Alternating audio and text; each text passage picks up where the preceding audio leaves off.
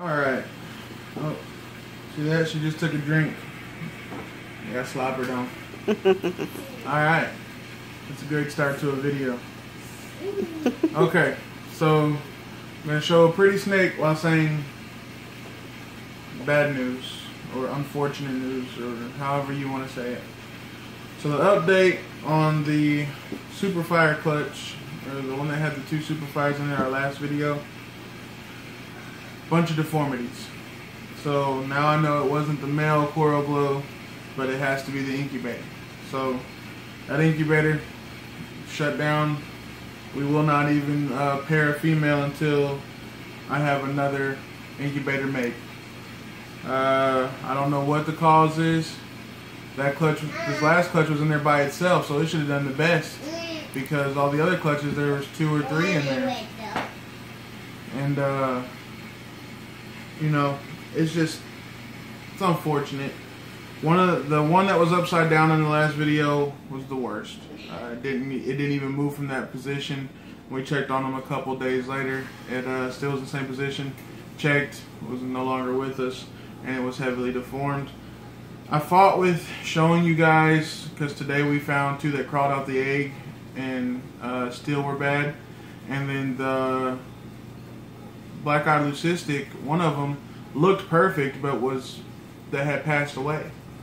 And then the one that we got another one, we had 2, and it has small eyes. So clearly it's an incubator issue or some other. It's not the male's fault. That's the bottom line. So that at least that reassures me about our future coral glow plans and projects we had planned. So that's good. But it was very unfortunate that we lost, I believe it was 3 babies out of this clutch, and for me, that's unacceptable. This, like I said in the last video, this year's had so many positives, as far as the most clutches ever laid, the most eggs ever laid, and so on and so forth. And it really is bad. It really is bad that so many negatives came with those good things. This is the only time I've had babies come deformed at all, and this incubator was the same one that I used on my last clutches. So that's bad. Moving on, like I said, we won't be doing any pairings until I get the next incubator built. I don't know if I don't even think I'll be using another deep freezer style, because I think my first video on the channel, or one of my early videos on the channel, was how the incubator was built, and it was good. I don't know what happened. That thermostat is the culprit, I believe. I don't like those thermostats. I don't plan on using those thermostats. So we're gonna switch anything that has those type of thermostats is gone. We're switching them out for Herbstat 1s or Herbstat Intros or Herbstat 2s or just Herbstats in general. I have been wanting to try Vivarium Electronics as well. I've heard good things, so maybe we'll go with something like that, just to test run it, and we can let you guys know comparatively. Herbstat's been good to us for the last 7 years, so yeah, Herbstat's good. But this girl here, this is an orange glow female retic I picked up 6 months ago, 3 shows ago. So yeah, about 6 months, a little over 6 months ago. And I had made a video, but it cut off halfway, so I was like, I'll just upload 2 videos. I didn't like that, so you guys never got to saw her, and then everything that happened.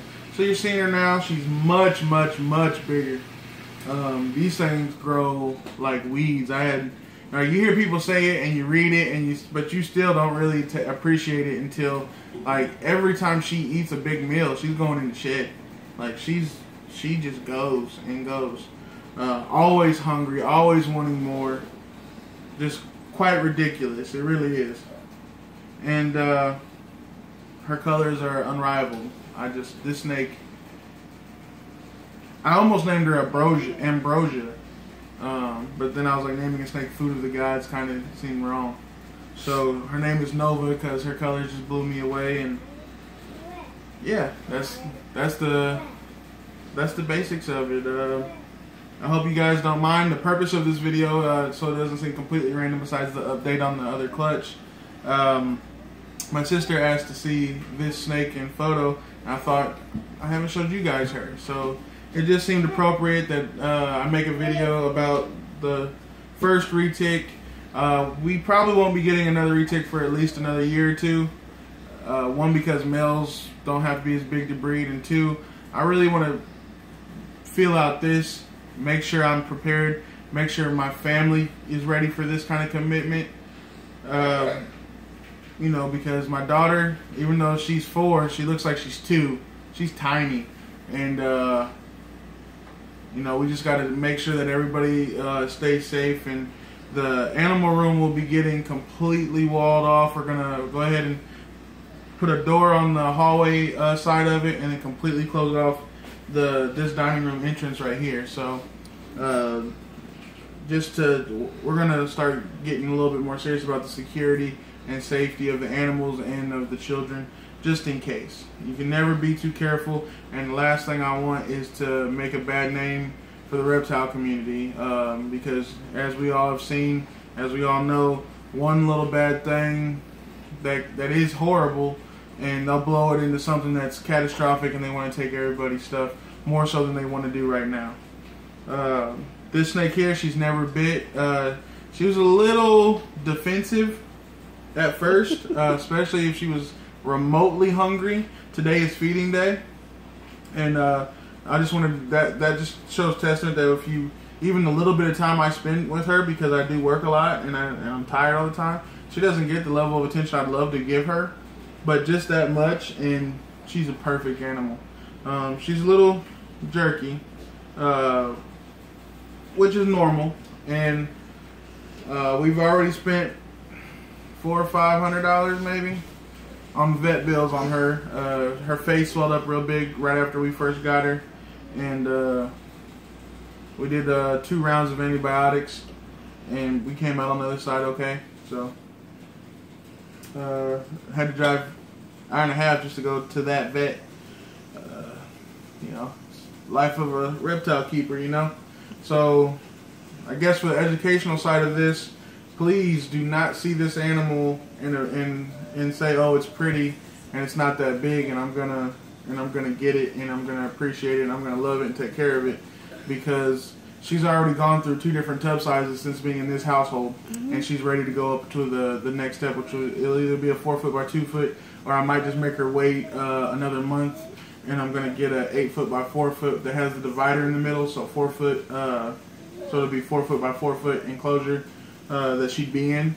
But I think I'll just try the 8 foot by 4 foot and see if she's okay with that large of an enclosure. You know, give her a hide, and if she's okay with it, then that'll just be home until I feel that she's outgrown it, or whatever the next move might be. Who knows? But if I do, I'm not going to be one of those people that has a 18-foot snake in the 8 foot by 4 foot. We can always go bigger. You know, we'll give her own room to the house if we got to. I really want her to be comfortable. I really want to showcase this animal for what she is. The intelligence of this animal is amazing. You can actually see her process. Like she's looking around, and you know, with ball pythons it's hard to notice because their eyes are so dark. And usually it's really hard to see where they're looking. With this animal, I see her focus and her look around and her curiosity. It's truly a rewarding animal. And if you do the research, this was not an impulse buy by no means. Besides the fact it's not the genetics I wanted.